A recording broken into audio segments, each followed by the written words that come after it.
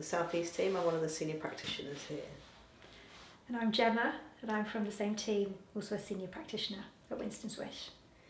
And we're going to think a little bit about National Tell a Story Day and stories in terms of when children have been bereaved. Sometimes in our work we use stories, don't we, as we go along.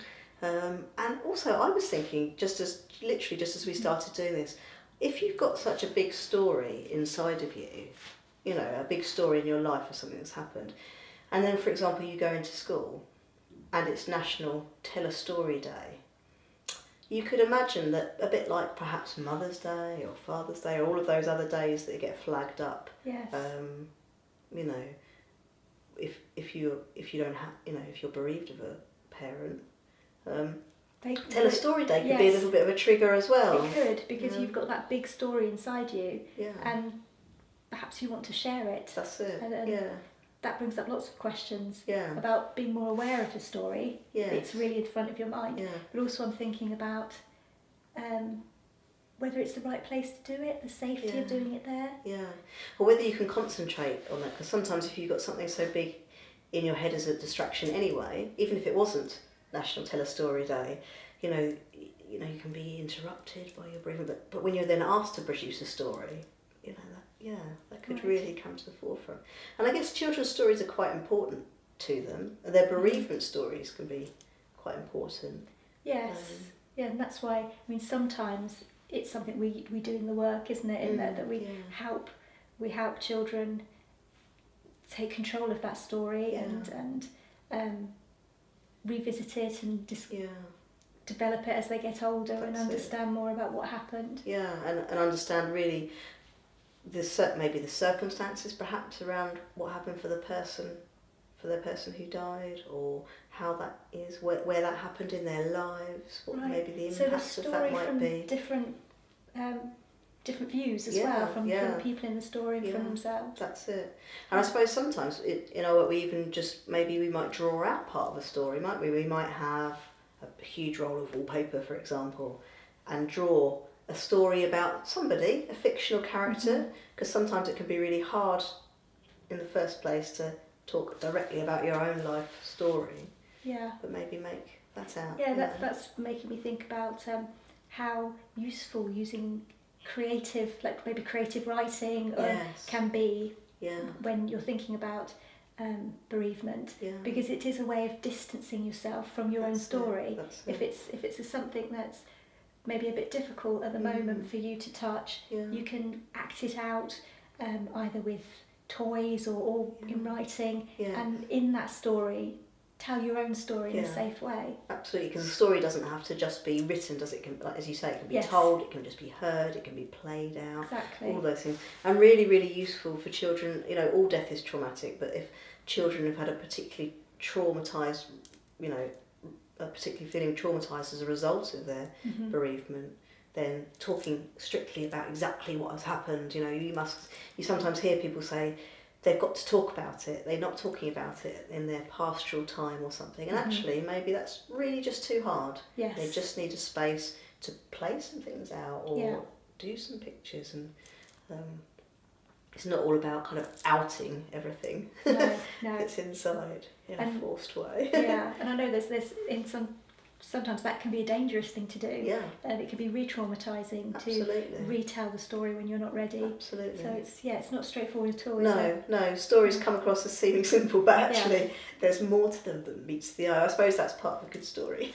So, what about that thing of that sort of situation where maybe, particularly in primary schools, but also sometimes even more so in a book studied in detail in senior school, about if you're studying a book and a story, and there's, I was in a school recently and I was talking to a teacher in her English class. There was a book they were doing, and all through the story it was all quite tense, and then at the end of the story it was all about the death of the father, and she'd had quite a recently, and it doesn't matter whether it's recent or years ago, but anyway she had a child in her class whose dad had died. Right. And so she was panicking and thinking, what will I do? So she had quite a good idea, I think, and she sort of did a bit what she called a spoiler alert for that child, and got him to one side and said, look, we are studying this. I know your dad's died, and at the end of this book, the dad in the story dies. So it wasn't a surprise for him. Right. So she was prepared because she knew the people in her class, so she was able to do that. Yeah, absolutely. Yeah. And she knew where that story was going to go. I guess if that child had been at home, for example, reading a book, take that same child, for example, reading a book at home, and that same issue of the dad dying came up at the end, I suppose maybe there'd be more choice for him about whether he wanted to read that or not. And I suppose he could have stopped reading it if he felt it was too much, or he just had enough of death. Whereas in school, it kind of gets carried along. There's less choice, lack of control. Maybe. Yeah. Okay. Yeah. Maybe, I'm not sure. It also makes me think a bit about, I suppose sometimes you can't see it coming because you pick up the book and then you've read it, and or a teacher may not know in certain circumstances what's going on in the class. So it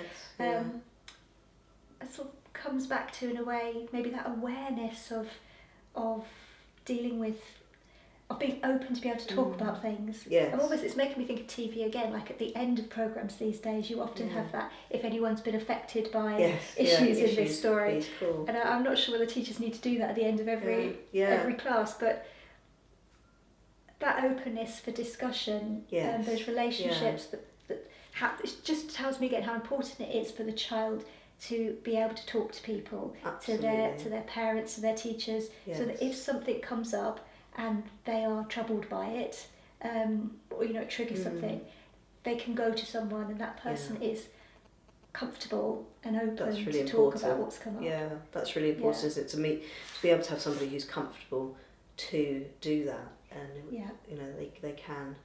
And know they're not going to make it worse by having that conversation. Absolutely. And sometimes when I've been in some schools recently, people have said, we've got a tricky subject coming up, maybe as part of a story, or maybe just generally speaking, that involves death somehow. They say, do you think we should send the children out of the classroom? And sometimes what I think gets forgotten is that if the children are out of the classroom, with school resources as they are, they're very often, through nobody's fault, on their own. So they're still somewhere else. Just because they're not in there with that issue, they're still somewhere else. And actually, if they're in the classroom with people who are confident to be able to pick up the issues and acknowledge the issues that might come up for them, that would be better because they'd be perhaps more supported. So unless you've got a child who's particularly saying, I'm not doing this, really get me out of here, as it were, So if it's the child's choice to say, I need to be away from this, but to make that choice for them before knowing that,